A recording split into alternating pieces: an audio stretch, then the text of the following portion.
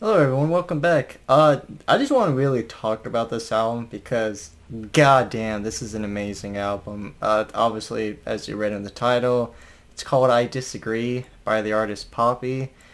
Pretty badass album cover. And the backside's more of that, with the track list and whatnot. You open it up, more like that. Something that's a little bit creepy, is that when you open up or pop out the CD, you get that picture. Gotta love the shock factor, right? But it's interesting to where I found out about. Cause I talked about it yesterday in the bounty hunter game that I did, in which it's like kind of like this whole fucking rabbit hole with this artist Poppy. But like I found out about her on like one of the iceberg videos. Even though I made fun of the videos, I still watch them because I enjoy them. But it's towards like it was something. But in any case, I discovered her that way, just because I guess everybody knows her from the one video, which is like I don't know how many minutes long, and she's all robotic and like android-like, trying to fit in, compared it to like Resident Alien. And she's just repeating the lines, "I'm Poppy, I'm Poppy, I'm Poppy." Um, I dig those sort of satirical, creepy stuff. For that, I guess you can look at that as you know, various pop groups and whatnot coming and going, and it's just a blur. You're all the same. Then of course you do like the song like Computer Boy, Computer Lover, or something like that. You can obviously fill that in for or over reliance on technology, something like that. So I'm like, oh, that's some cool stuff. But then you get into the behind the scenes stuff with her producer, Titanic Sinclair, which is a pretty fitting name because he sunk his reputation as far as I'm concerned. A lot of abuse, emotionally, physically. A lot of the lines on this album, quite frankly, even quite a few of the songs on this album, pertain to kind of like a calling out thing. Um, and then there's like this other artist. I mean, I think I know the name, but I don't want to say it in case I'm wrong. That was kind of like the original Poppy with this dude. So it's just a complete fucking rabbit hole. But at the end of the day, I found out about this album. I'm like, let me listen to it, see what it's all about. God damn, this is great. To put it pretty precise, this is a post genre.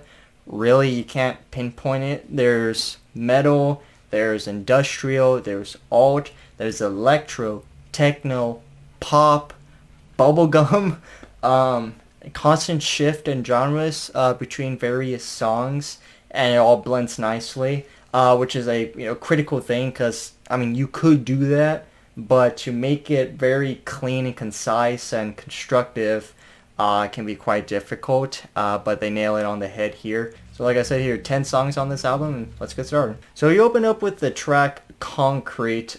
These music videos, there's I think four, but then like another one came out for Phil the Crown, at least that's what I think. Um, this song is it's pretty much the definition of juxtaposition. And oftentimes the creepiest songs are the ones with juxtaposition, meaning that you can be singing a pretty horrific event or something creepy, but when you make it all fun and poppy, yeah, I know I'm going to say that sometimes, and light, yeah, it's definitely going to be creepy. But this one, it opens up with like an air raid siren going off, and then just very low singing, bury me in concrete, turn me into a street, stuff like that, which is a pretty cool line.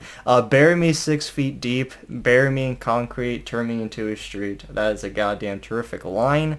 And then there's just these like banging electric riffs going off, and then she opens up singing, and it's very pop-like, very high angelic voice, singing about chewy chewy, yummy yummy, like taste in my mouth, stuff like that. And then she starts naming off things like in my sleep, nightmare, stuff like that.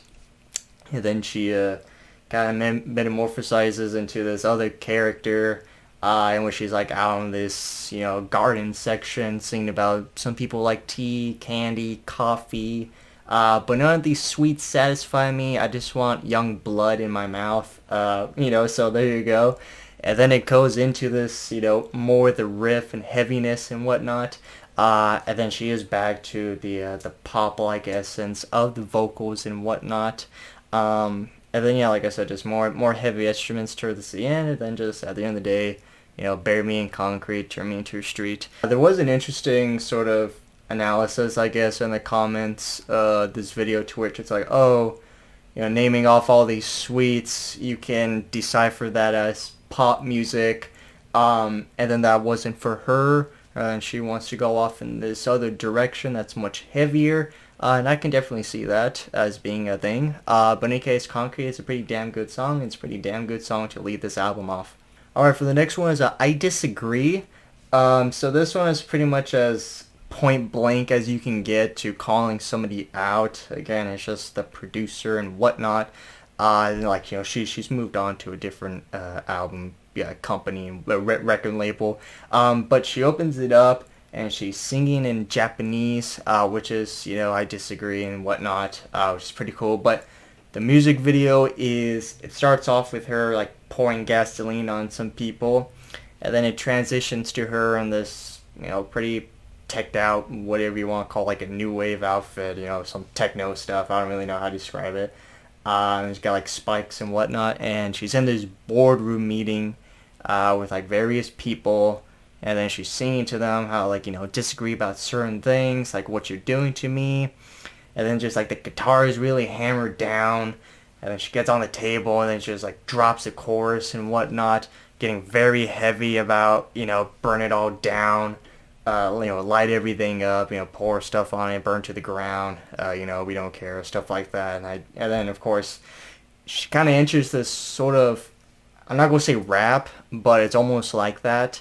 To which, yeah, again, she's just naming off various things she disagrees, like how you treat me, like the direction, how you're failing to succeed, like what you're saying has been lies and stuff like that. And throughout the music video, nobody in the boardroom cares. In fact, it's as if she's not even there. And then she puts on a gas mask, which is all like decked out in spikes and whatnot, because like smoke fills the air, then everything gets on fire and whatnot, and then of course just repeating the chorus of burning all to the ground and stuff like that.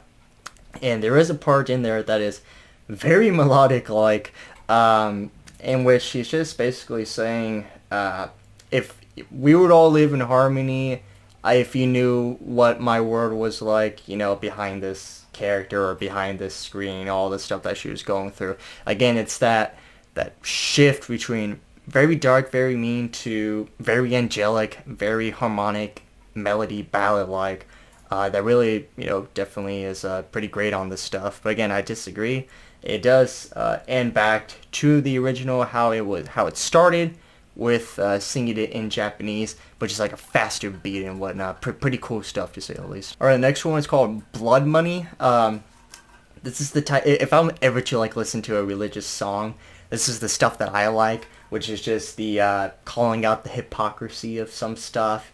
Because Bloodmoney opens up with some pretty damn powerful lines that you can make a discussion out of, like a class discussion, to which it's about, what do you believe when everybody is watching? What do you believe when nobody is watching? Which is, some pretty great stuff. And then, goddamn, just very heavy beat follows with this, even heavier stanza. And the music video, the room's all black, and then there's like various people coming out, and then she's just like hammering down these lines, just, forgive yourself for Jesus the Christ and stuff like that. Beg for forgiveness from Jesus the Christ, and just fucking kicking the shit out of these dudes with like a pole and just fists and, kicks and whatnot. Because at the end of the day, it's, obviously it's not all, insert religious people, insert Christians or whatnot, but of course, there are some who's, hey, I can do these horrific things. Hell, back then, obviously now still, of course, but back then it's like, oh, hey, man, I killed this gay dude, but I can get away with it and blame it on a Twinkie. That is true. But hey, as long as I preached to God, as long as I did this insert horrific act, in the name of Jesus, our Lord and Savior, then I'm all good. I'm scot-free. None of the things I did is illegal or immoral. But she calls that out, saying that the devil is adored by this dumbass thinking that some of these people do. And then she says a line that I don't know if it's about the producer. It could be, or again, just carrying on, talking about how men, of course, higher power abuse it, and they get their hands on everything and whatnot, and then just talking about how her soul's been taken and stuff like that, like how she knows how it feels to like lose herself and whatnot. And then of course you get more techno heavy instruments, and then she starts singing again lines, but softer and elegant. And of course, just carrying on with the chorus, which is beg for forgiveness from Jesus the Christ. Very damn heavy. I love it. And then at the end of the video, she ascends to the heavens with a neon cross behind her, and it matches as if she's crucified. This song, I believe this song was nominated for Grammy, Emmy, something like that. At the end of the day, they're all the same, right? And she didn't win, of course, because probably she didn't pay enough. But in any case, Blood Money, it is a great song nonetheless. Alright, the next one is Anything Like Me. Anything Like Me is, well, again, it's a transition. You got the intro, battle-like, and then very heavy stuff in the middle and certain parts. And then it ends off kind of with the sort of begging, almost sort of sad, sort of ums and filler. I don't know what the word is, but that type of thing, like a chorus, choir type sound. And then it ends again with more the heavy, electrical sound, saying that it shouldn't be anything like me. The music video is kind of interesting, to which she kind of looks like I don't know, like a Disney princess or something like that. Kind of like the last day on Disney, then you're gone. But it is kind of interesting, to which she's talking about how like she can feel her heart beating and stuff. And at least to me, I don't know if it is, but just the way I interpret this song is she's talking about the character Poppy and having to distinguish between the character and herself, and how people kind of like don't see the lines between the character and your own self, and that people assume that this is her, like this sort of weird chick, doing whatnot. Because then she starts talking about like, you shouldn't be anything like me. You came at me like blood in your teeth and stuff like that. There is kind of an interesting thing to which when you read about her history and like you listen to the songs and just overall, I really hope that this isn't her downfall, to which I hope this character, maybe she's going through it, of course, I don't know, but that this character doesn't take over, because of course various artists, Alice has gone through it, Ozzy Osbourne, various actors and actresses, to which this character that you created, you definitely have to keep that barrier between this is me and this is the character, because once you blend that in, that can cause a lot of problems. Alright, Ozzy Osbourne, I'm the Prince of Darkness. I can't be doing that. I should be, snorting crack and acting like an insane dude and whatnot. And like, Alice, like, oh man, I shouldn't do that. And like, a lot of times it can be quite bad.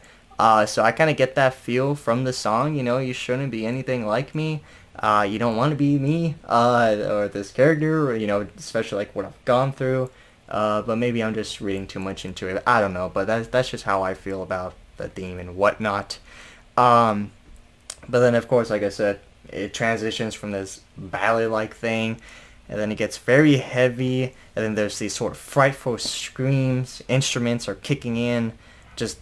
At the end of the day, this song is just about a juxtaposition between soft and heavy, and then just, you shouldn't be anything like me. Another interesting thing I forgot to point out is that this song I hear has been compared to Marilyn Manson's Beautiful People, which I can definitely see, to which basically take like the tempo and the rhythm of Marilyn Manson's, then kind of put this on that song. You can definitely hear the similarities, and in fact she's actually friends with him, I believe, so that's interesting as well. Alright, the next one is Fill the Crown.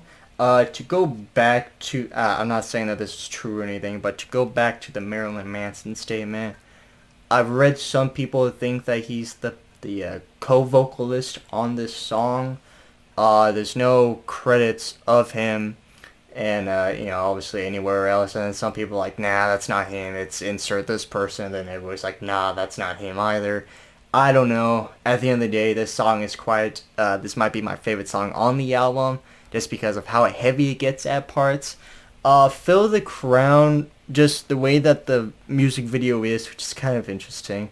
And like the way that the song is in general, it's kind of like this Jonestown, insert cult thing, to which it's like, oh, you can be anything you want to be, just come with me, like a Jonestown. And then it starts singing, like it gets all heavy and menacing, talking about like poison the children, poison this, poison that, poison minds, stuff like that. Just like take over and whatnot, destroy what's come to you and stuff like that. But the way that the song opens up is like this distorted electronic feedback, and then there's this techno beat with a very angelic voice. Like I said, she's singing about, it can be anything you want, just come with me, stuff like that. And then she hits this electronic fast singing, and then, like I said, then it gets very heavy with the background singer. Whoever it is singing, I don't know, but he did a pretty damn good job being this evil, menacing character, to which, you're nice on the outside, but on the inside, it's all dark and whatnot. Very, very cool stuff. And of course, the instruments are on the same par, and then it reverts back to the opening stanza. Like I said, all the angelic ballad, like "Come with Me," stuff like that. Then melodic vocals carry near the end. I wrote that down. Drink the Kool-Aid song, because that's what I definitely get from a song like this. All right, the next one is "Nothing I Need." "Nothing I Need" is it's a change in course, to say the least.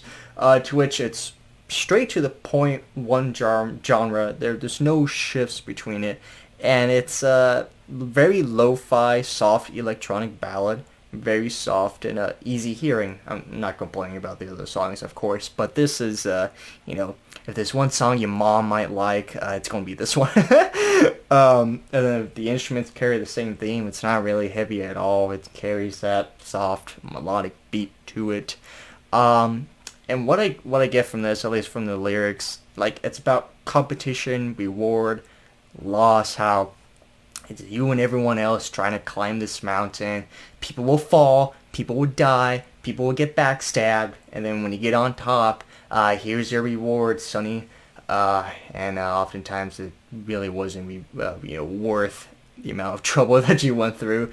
I kind of get this sort of music industry, Hollywood-like, corruption and whatnot. Here's, give me this, give me that, and then, you just kind of lose yourself through this whole concept of competition and whatnot. Because the things you worked for never actually needed. At the end of this, you go in as somebody, and then you come out a completely different person that you might have otherwise never wanted to be. But at the end of the day, Nothing I Need, again, very soft, very melodic, lo-fi, to say the least. Alright, now we enter a shift, to put things lightly, in Sit, Stay. Very fast-paced electronic music. It reminds me of Britney Spears' song Toxic. That sort of, piercing instruments, and then even the voice to a part, that how Britney kind of sings it and whatnot. And I get this through this song as well. Music is very chaotic and claustrophobic like, which is pretty fitting for the music video. The music video is it's kind of like this, I don't know what you call it, like a Jekyll and Hyde type thing, to which there's Poppy in a what would you call, like a quiet room in like an asylum, laying down. Her parts are kind of soft, but also kind of mean and hammering. And then there's this other thing, which might be Poppy. I don't know. But she's naked, but like covered up, in like makeup or something. Bald, and she's just like bouncing off the wall. It's like trapped. Which again you can talk about. Maybe that's what she felt like. I mean, obviously that's what she went through with like the producer. Do this, don't do that. All this sort of control and whatnot. And then, but of course, you can carry this concept to many other platforms and whatnot of somebody controlling you, manipulating you, and telling you what to do. Sit, stay. Dehumanizing the human to get what you want and whatnot. Um, and the music, again, it very much is like this dystopian feel to it all. You really feel for this person that's going through this stuff. Sit stay again, like very sort of chaotic like. Then it ends with some pretty damn dreadful screams. It's not like high pitched screamo type thing. It's a very low decibel type thing, but it's just screaming in agony. Good song nonetheless though. And the next one is Bite Your Teeth. Bite Your Teeth makes up about 90% of the lyrics, but it makes up for it in terms of its change in genre, which is quite nice. But goddamn, super heavy drum intro for this one, and it carries on throughout the song. Piercing guitar play before the chorus. Song is very heavy, punk like. Bite your teeth, keep on trying, because you can't. There is a quote by Alan Witt saying, trying to describe yourself as like trying to bite your own teeth. It's very hard, if not impossible, to do. And I really do like that quote. But you shift from this punk-like attitude, come on, keep on trying, bite your teeth. And then she kind of goes into this pop-like direction, which is, the way I wrote it is like a merry-go-round tune. It definitely feels like that. You're going in a circle. It's just this sort of boppy, sort of crazy stuff going on, but just in a pop-like tune. And then it reverts back to the heaviness. And then there is a soft melody that again turns back to heaviness. And then there is metal screams, not once, but twice. Of course, like I said, not screamo-like, very low, but you can definitely hear it and it definitely kicks ass. So Bite Your Teeth, a song that could have been kind of forgettable given the often repetition of the lyrics in it. Definitely elevates it from the shift in, genres. I know I'm saying that word a lot. Take a shot. Don't. And, even adding some little things in there like pounding drums and even like some metal screams here and there. Alright, the next song is Sick of the Sun. You can view these three songs that I mentioned, Sit, Stay, Bite Your Teeth, Sick of the Sun, as kind of a conceptual piece to which the first two, you're being grounded, like, no, I'm not going to give in, or, I just got to fight through this all, it's all this pain, whatnot, manipulation, whatnot. And then Sick of the Sun is like, you hit this realization to which, oh, fuck, like, what's going on here type of thing. Like, man, I have to accept and I have to grieve and whatnot, because it's got that kind of feel to it. Because the voice, it opens up with this sort of distorted pitch, which is pretty cool. And then it turns into this beautifully sung harmony feel. And then a techno melody. And I wrote it as like a driving scene in a city at night. I just picture the camera, like looking at a person just kneeling on the window and looking up, and it's raining. And then there's some like neon signs on some buildings and whatnot. Maybe an anime, something like that. But it's definitely got that feel to it, for me at least, And then there is a pretty powerful line in here. She whispers, "Everybody told me it would get better, but every day it feels exactly the same." I definitely went through a phase like that, that's for sure. To which it's like, oh fuck, man, it's been like a couple weeks already, and feel exactly the same. You can get kind of hopeless at times, but you just gotta keep at it, and it will get better. Trust me. And then at the end of the day, the song, it feels like grieving, but it is a great song nonetheless. All right, to finish the album off is "Don't Go Outside." "Don't Go Outside" actually came out before COVID. Well, I take that back. The album says it debuted in January 2020, so of course it was here, but of course very minuscule to what it will become. However, this song has unfortunately aged like fine wine due to the coronavirus itself, and let's see where Delta goes, right? Fuck. Um, but there's a soft guitar play as the voice is soft and sad. This kind of carries on with Sick of the Sun, that type of feel to it, though gets a little bit heavier at parts, especially towards the end. Nice distorted sound when the new stanza hits. And I do like the lines to which she's talking about how the TV showing you the fear, look at the children cry. Um, it kind of reminds me of the news itself in general, to which, doesn't care what your political views are, who you're watching. At the end of the day, what matters is ratings, and if we can show a city full of children being blown up and you watching it, well, that only matters because at least you watched it, right? So, watch horrific things, you know, oftentimes the sad, terrible news stories far outnumber the cute, cuddly ones. That's just the nature of the beast, and it seems like she definitely calls that out. Don't go outside, stuff like that. Then things do get very heavy with the instruments, and there are some great solo actionings going on with the guitars.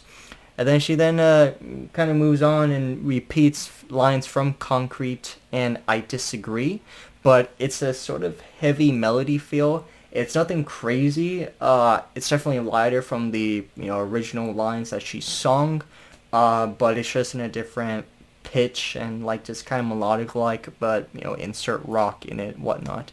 So there you go, Poppy I Disagree. There'd be a link if you want to listen to it.